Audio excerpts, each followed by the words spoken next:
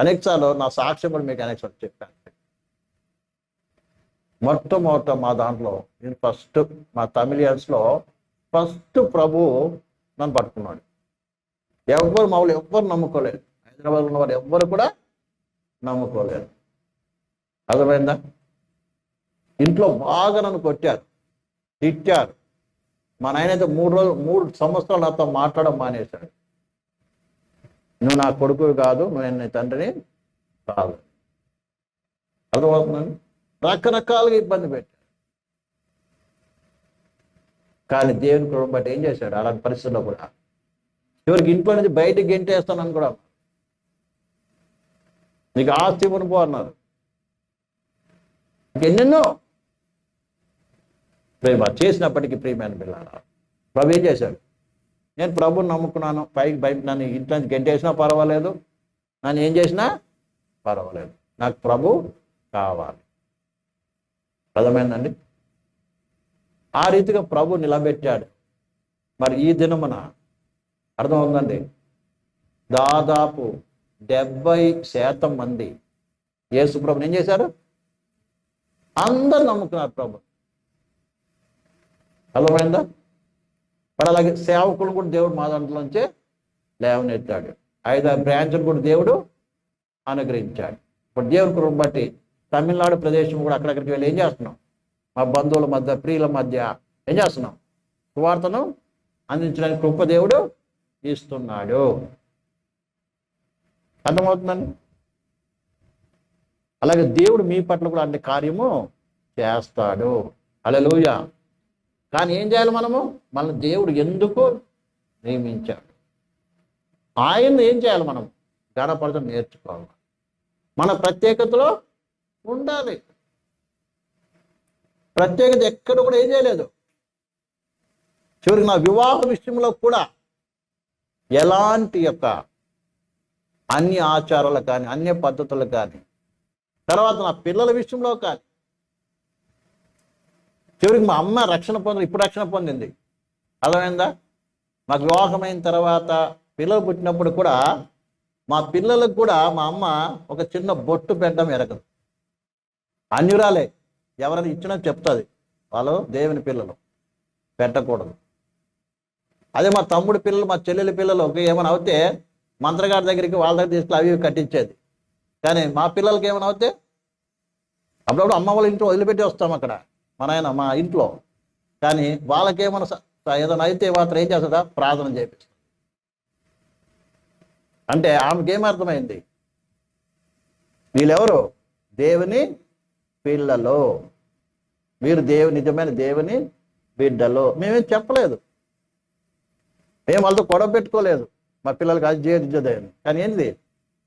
మనము నడిచిన ప్రత్యేకతను చూచి ఇది దేవునికి సంబంధించినది కాదు, ఇది చెయ్యకూడదు, ఇది చెయ్యాలని వాళ్ళు ఏం చేస్తారు? అన్ని జనులుగా ఉండి కూడా ఏం చేస్తారు? వాళ్ళు చెప్పండి, అర్థము చేసుకున్నారు.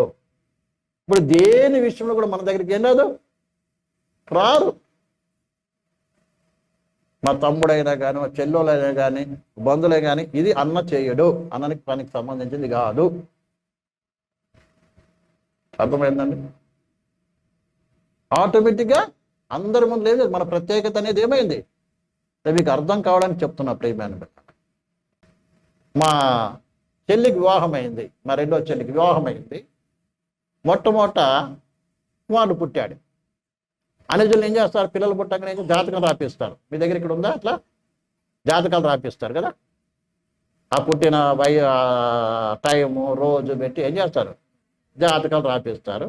మా వాళ్ళు కూడా రాపిస్తారు. ఎక్కడ? తమిళనాడులో పోయి అక్కడ రాపిస్తుంటారు. అలాగా మా బావ, మా అత్త కొడుకు వెళ్ళి ఆ జాతకం రాపిస్తున్నాడు. ఎవరి మీద? మా చెల్లె కొడుకు. అయితే ఆ జాతకం రాసేటప్పుడు ఆయన ఏం చెప్పాడంటే, ఈయన జాతకంలో మేనమామకి బాగా లేదు టైము. అర్థమైందండి? ఏం బాగాలేదు? మేనమామకి టైం బాగలేదు. కాబట్టి ఈయన ఏం చేయాలి? 40 రోజులు వెళ్ళి ఏం చేయాలంటే నవగ్రహాలకి తిరగాలి, చుట్టూ రావాలన్నా మడి కట్టుకొని తిరగాలి అన్నారంట. మేనమామ ఎవరు? నేనే. అయితే మా మేనబావ రాయిపించడానికి పోయిందిగా, ఆయన ఏమన్నాడంటే తెలుసా, అయ్యా ఆయన యేసుని నమ్ముకున్నాడు, ఇవన్నీ చెయ్యడు అన్నాడట. హల్లెలూయా. అర్థమైందండి? వెంటనే అప్పుడు ఆయన ఏమన్నా అలాగైతే ఏం కాదు పో, అలా అయితే ఏమీ కాదు. ఇప్పటికి అందరూ బతికి ఉన్నారండి. అర్థమైందా? కాబట్టి ఇది విషయం. దాని అర్థం ఏంటిది? ప్రత్యేకత అనేది ఏం చేయాలి మనం?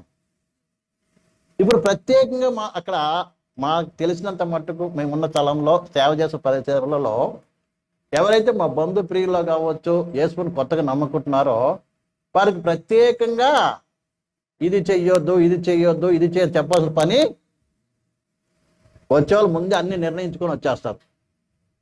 హల్లెలూయా. స్పెషల్గా బోధించవలసిన పని లేదా. బేడం తీసుకుంటున్నావా, నగలు తీసేయాలా తీసేమని చెప్పాల్సిన పని లేదు. మేమే అంట అసలు ఎందుకు తీసేసి ఎవరు తీయమన్నాడు అని అడుగుతాం. నేను అడుగుతా, ఏమని ఎందుకు తీసేసావమ్మా పెట్టుకో అని నేనే అడుగుతుంటాను అనేకసార్లు. కాబట్టి ఈ విషయాన్ని బాగా అర్థం చేసుకోవాలి. కాబట్టి అని చెప్పే విషయం ఏంటంటే ఏం చేయాలి మనము? దేవుని కొరకు ప్రత్యేకంగా ఉండాలి. ఎందుకంటే ప్రభు మనల్ని ఎక్కువగా ఎంచాడు. అర్థమైందా? మా అమ్మ ప్రభువుని విడిచిపెట్టమని ఉరి కూడా వేసుకోవడానికి పోయింది. వేసుకుని వదిలిపెడతావా? నేనేం చేయను. నేను ఉరేసుకొని మేము ఒక గుడిసెలో ఉండేవాళ్ళం, పెద్ద గుడిసెలో ఉండేవాళ్ళం. అక్కడ వరి తాళే వేసుకుని అలాంటి పరిస్థితి కూడా ఏం చేశాడు? దేవుడు నిలబెట్టాడు. కాబట్టి ఈ విషయాన్ని మనం బాగా అర్థం చేసుకోవాలి. ఎందుకంటే ప్రత్యేకింపైనటువంటి వారము దేవుడు మనం ఏం చేశాడు? మనందరినీ ఆయన ఏం చేశాడు? ఎక్కువగా ఎంచాడు. ఆ విషయాన్ని గ్రహించి ఏం చేయాలి మనము? ఆయన యొక్క ఆజ్ఞలను కట్టలు ఏం చేయాలి? మనము ఎదుర్కోవాలి, క్షమించాలి. ఆయన ఆజ్ఞ కట్టలు ఏం చేయాలి?